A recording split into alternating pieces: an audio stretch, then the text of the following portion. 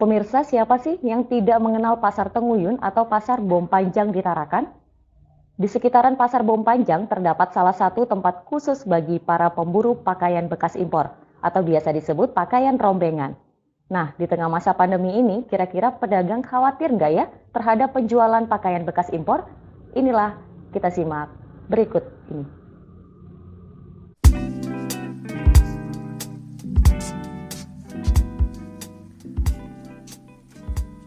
Pasar Bom Panjang menjadi salah satu sentral penjualan pakaian bekas impor atau biasa disebut cakar alias cap karung. Di sini menjadi tempat terakhir bermuaranya pakaian bekas impor sebelum dijajakan kepada para pembeli. Namun bagaimana sih aktivitas pedagang di dalam selama masa pandemi? Mari kita lihat.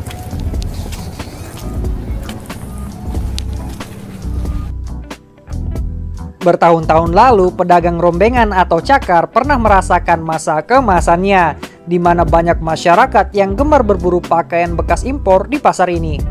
Selain memiliki barang impor yang berkualitas dan bermerek terkenal, meski bekas kondisinya terbilang masih 99% bagus.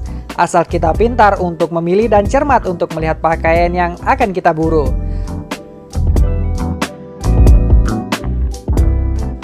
Selain itu, harganya juga terbilang sangat murah. Komunitas ini bukan saja digemari oleh warga Tarakan, tidak sedikit juga warga dari luar Tarakan berdatangan untuk berburu pakaian rombengan di Pasar Bom Panjang ini. Namun kini masa kemasan itu perlahan memudar. Selain munculnya pesaing-pesaing baru yang lebih mudah, masa pandemi COVID-19 juga menjadi salah satu faktor penyebab terjadinya penurunan omset penjualan pakaian rombengan.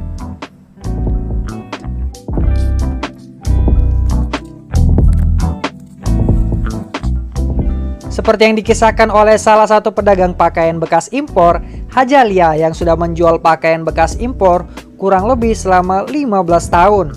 Kisaran harga pakaian mulai dari Rp30.000 hingga Rp70.000. Sebelum masa pandemi, keuntungan dalam sebulan bisa diraup pedagang mencapai Rp3 juta. Namun setelah masa pandemi, keuntungan menurun drastis. Bahkan dalam sehari tidak ada pengunjung sama sekali. Sejak kapan Ibu mulai berdagang? Udah mau 20 tahun atau sudah di?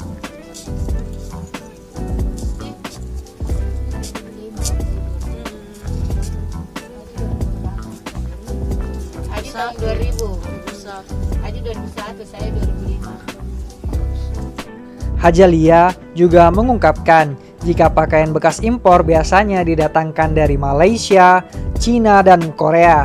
Para pedagang juga mengalami kesulitan masuknya barang dari luar. Hal ini dikarenakan pakaian bekas impor termasuk salah satu barang yang ilegal. Kondisi ini semakin mempersulit kondisi para pedagang rombengan impor.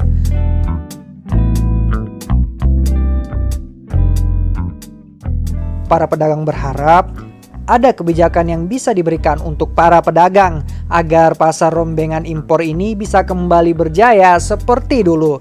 Mengingat keberadaan pakaian rombengan impor ini juga dulunya menjadi salah satu ciri khas kota Tarakan.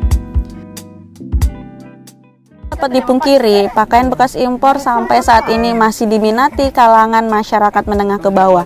Tetapi di masa pandemi ternyata sangat mengkhawatirkan para pedagang pakaian bekas impor, dikarenakan makin berkurangnya pemasukan hingga tidak ada keuntungan sama sekali selama penjualan, dan susahnya barang untuk masuk ke wilayah Tarakan. Saya Denoviani dan juru kamera Imran Pratama melaporkan untuk Ekuator TV.